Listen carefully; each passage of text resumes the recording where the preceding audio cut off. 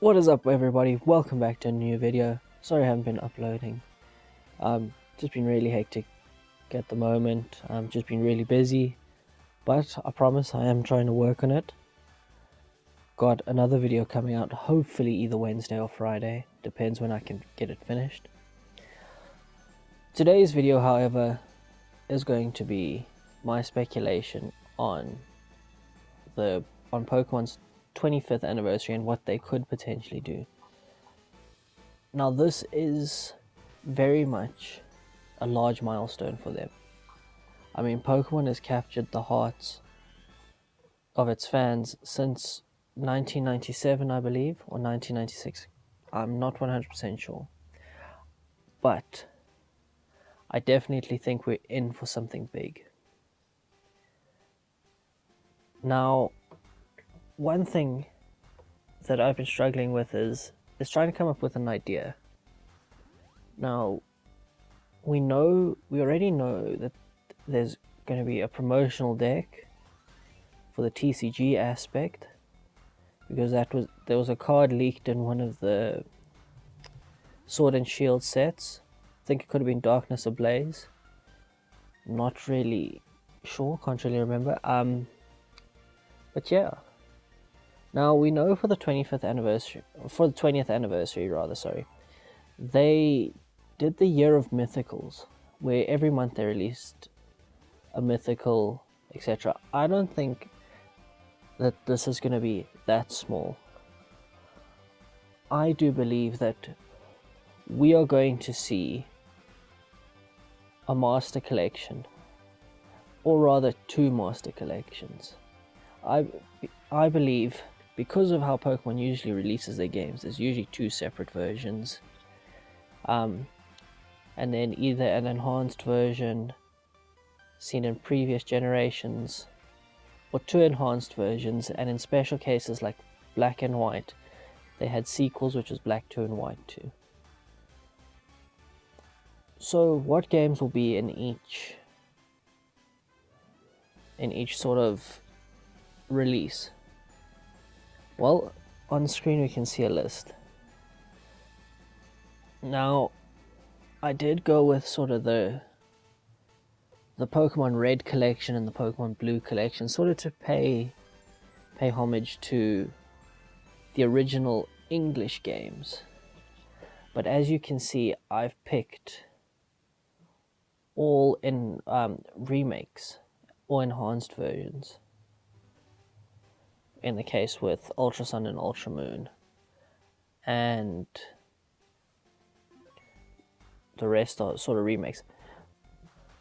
So this would be a good idea, seeing as how all the games are harder and harder to get your hands on. And with that being rare and there not being many copies out there, they do become more expensive, even if they are second-hand. And now with the 3DS, or rather the DS era, including all of those consoles, now finally coming to an end, it's going to be a lot more difficult, because now you're going to have to look for a console that's not being produced anymore, and all of that. And I think they might release these two as sort of like a timed release. So it'll be like Super Mario All-Stars, or 3D All-Stars rather, which from a collector's point of view, I think is a very good idea. It's giving fans sort of, I believe this is what fans want. It's giving us not a game that has all the regions in it, but rather all of the games with every region on one single console. And I think it could make them a lot of money, because at the end of the day, this is a company that does need to make money. One thing I would be happy to see is the return of all the new features. I mean, one of my favorite features was the Dex Nav, and then also the plethora of different shiny hunting methods, because we only really have Let's Go's catch combo, and the Masuda method, and now Dynamax Adventures being sort of the best shiny hunting methods on the Switch. So I think that would appeal to a lot of people. I mean, granted, I don't think these are going to be $60 games. I believe they could be $70, $80, or even $90. But if you're paying, let's say, for example, $70 for, let's say, the red collection because it's got some of your favorite games in it, or the blue collection, that's not much money at all for 7 games. I mean, that's about $10 a game, and at the moment I think individually they all go for a lot more than $10. I think it's 3 or 4 times that. In some cases, 6 or maybe even 7 times more than that. So this would be a step in the right direction for the Pokemon Company, especially after how people reacted towards the National Dex cut, because now we would be able to get every single Pokemon from every single generation. Actually no, that's not true. Well, not every Pokemon, because if you can only afford to buy one, you would still need to trade for the exclusives and different box legendaries and all of that. But it's still doable, and you know, a lot of people didn't have all of the games, so they couldn't get a living dex for home. This will make that process that much easier. But yeah, another thing I would like to see that I think would be a nice touch, and I know we get a lot of, and I know there's a lot of stuff that people are going to want to see, but personally, what I'm about to explain, I think would be quite a nice touch. So, I think that we should be able to buy either the cartridge or the digital version of each collection, and every month there's an update, and each update unlocks a new game.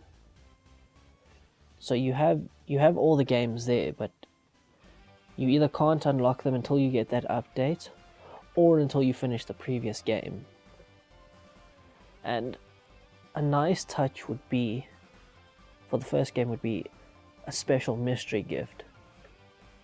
Now, a lot of you don't know, but Charizard had a different shiny. Its shiny used to be purple, as you can see on screen.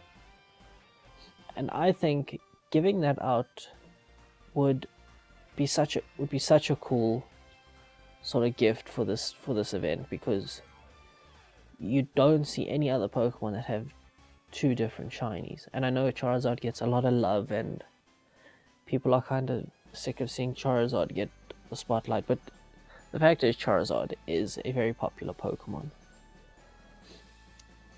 But yeah, this is my speculation for what I think the Pokemon Company could do for the 25th anniversary. I would be happy to see this. Let me know your thoughts down below in the comments. And if you enjoyed the video, please consider leaving a like. If you didn't, leave a dislike. Leave a comment, tell me what you didn't like about it. And if you want to, just hit that subscribe button. It doesn't cost you a thing. And if you feel like you lose touch with my content, then you can always unsubscribe later. This has been Trico Tabloid, and I hope you guys have an amazing day.